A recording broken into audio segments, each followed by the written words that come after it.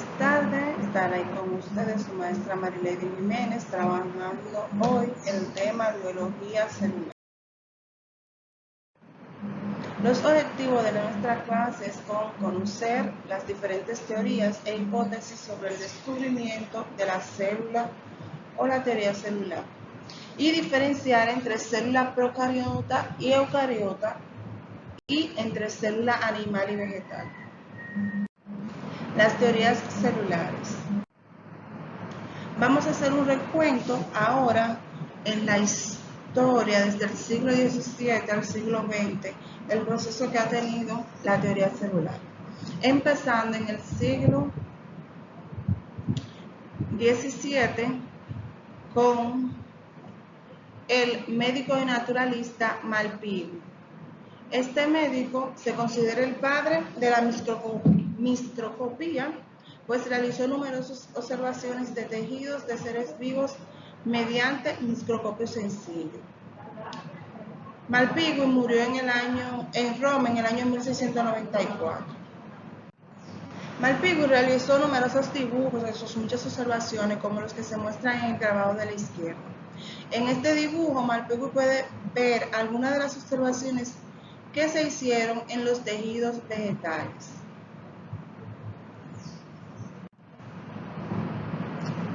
Ahora vamos a continuar en el siglo XVII, pero con Anton van Leeuwen. Este científico y comerciante holandés nació en el año 1632 y falleció en el año 1723. Leeuwen fabricó numerosos microscopios con los que se realizaron observaciones de microorganismos. A la izquierda podemos observar un grabado donde se ven algunos de los dibujos de los microorganismos observados por este científico, con los microscopios que él mismo inventó. Ahora continuamos con Robert Hooke. Robert Hooke fue un científico inglés nacido en el año 1635 y falleció en el año 1703. Robert Hooke en 1665 examinó una lámina de corcho con un sencillo microscopio que él mismo había inventado. En el grabado que vemos aquí en la izquierda podemos ver el dibujo que realizó Hooke de sus observaciones de la lámina de corcho. Al apreciar en la lámina pequeñas celdas que se asemejaban a las de un panal de abeja, Hooke las denominó células. De ahí viene el nombre de esta partida. Continuamos ahora con el siglo XIX. En este siglo tenemos primeramente a Robert Brown. Fue un botánico escocés nacido en el año 1773. Falleció en el año 1858. Este científico, gracias a sus avances con los microscopios, pudo observar con mayor precisión el interior de las células vegetales. Brown descubrió cómo las células vegetales existía una estructura a la que denominó núcleo. Después se descubriría que era común en todas las células eucarióticas. Más adelante tenemos a Matthias Scheelen, igual en el siglo XIX, quien fue un botánico alemán nacido en el año 1804. Theodor Schwann fue un filósofo y anatomista alemán, y Rudolf Virchow, que fue un médico alemán. Estos, en el año 1937, Scheelen llegó a la conclusión de que la célula es la unidad estructural de los vegetales. Es decir, que toda planta está constituida por células.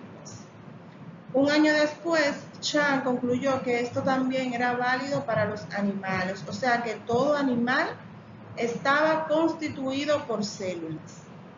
A partir de los hallazgos de estos dos científicos se postuló el primer principio de la teoría celular, recordando que son tres principios. El primer principio que dice que la célula es la unidad estructural de los seres vivos. Bishop realizó estudios sobre la fisiología de las células y concluyó que cada célula aislada realizaba las tres funciones vitales, la que mencionamos anteriormente, y gracias a sus estudios se completaron las otras dos principios de la teoría celular. El segundo, que dice que el segundo principio de la teoría celular, que dice que la célula es la unidad funcional de los seres vivos, y el tercer principio, que dice que toda célula procede de otra anterior.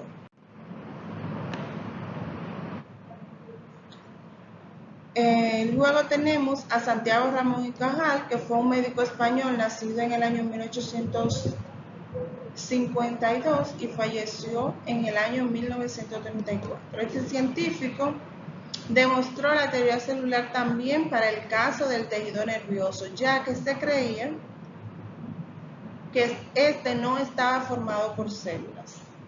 Como podemos ver aquí, Cajal aplicó a muestras de tejido nervioso y crías un revolucionario método de tinción con sales de planta desarrollado por el italiano Goldi. Gracias a esto fue capaz de observar que este tejido aparentemente fibroso y no celular estaba constituido por células llamadas neuronas. Sus estudios le valieron el premio Nobel que compartió con el italiano Goldi. A partir del siglo XX, los microscopios ópticos sufrieron muchas mejoras que permitieron a los científicos profundizar en el estudio de las células, ya que ofrecían imágenes más nítidas y con mayor aumento. La evolución de estos microscopios continúa en la actualidad.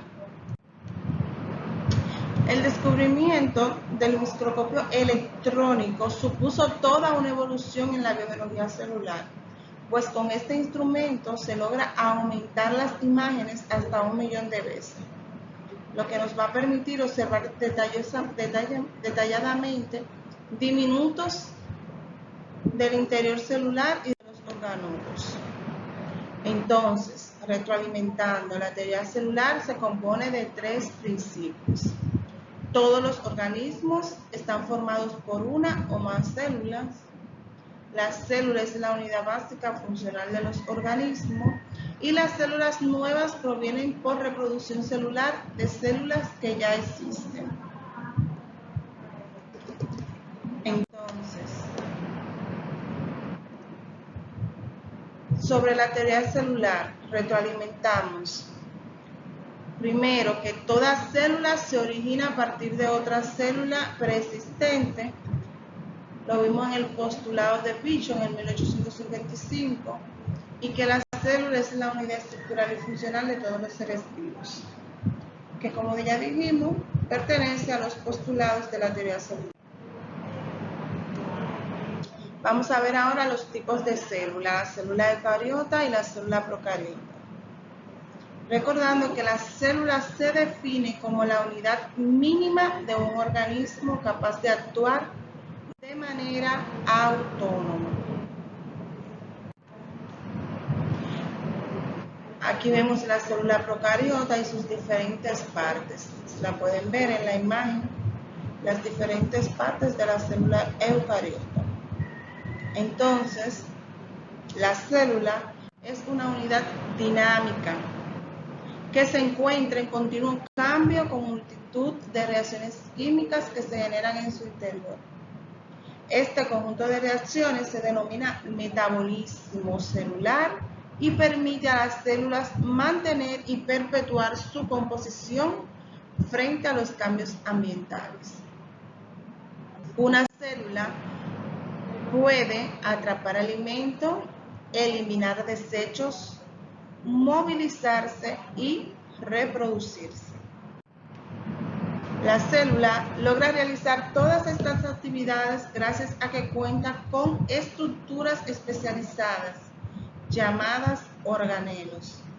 Los organelos son comunes tanto en células animales como en células vegetales, que lo podemos ver en seres eucarióticos. Los tipos de células. La mayoría de las células contienen estructuras llamadas organelos. Las células se clasifican en dos grupos dependiendo de si poseen o no estos organelos. Rodeados por membranas tenemos las células procariotas y las células eucariotas.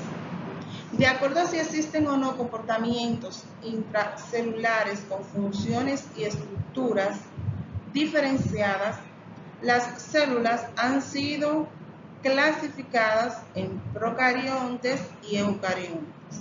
Las células procariontes, como podemos ver en el mapa conceptual en la pantalla, están las bacterias, pertenecen a las células procariontes. En las células eucariotas tenemos la célula vegetal de las plantas y la célula animal de los animales. Ahora veremos un mapa conceptual en el cual tenemos los dos tipos de células, procariotas y eucariotas, y los reinos que a esta pertenecen. El reino de las procariotas está el reino moneras, que es el reino al que pertenecen las bacterias. En las eucariotas tenemos los reinos animales, plantas, hongos y prototitas.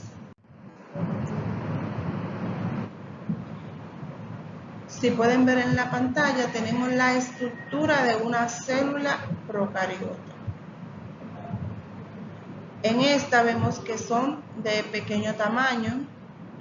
El ADN está desnudo, con un cromosoma único. Esta célula también se caracteriza porque tiene ausencia de núcleo, ausencia de organelos y membranosos, ausencia de citoesquelético, tiene una pared celular rodeando la membrana, ¿verdad que sí? Aquí está la pared celular, si la pueden ver, y está dividida por bipartición. Otras características que definen a la célula procariota es que es unicelular. Carecen de organelos rodeados por membrana, pared celular de peptidoglicano, DNA disperso en el citoplasma. Aquí tenemos el ADN disperso dentro del citoplasma y no posee histonas.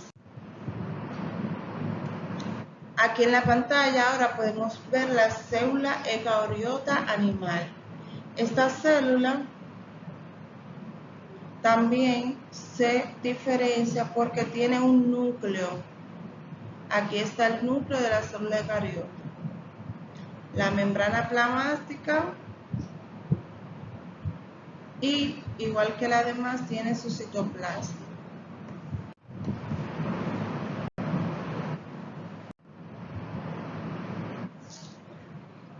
Vamos ahora a recordar que la célula es la unidad funcional y estructural básica que compone al cuerpo humano y al de todos los seres vivos.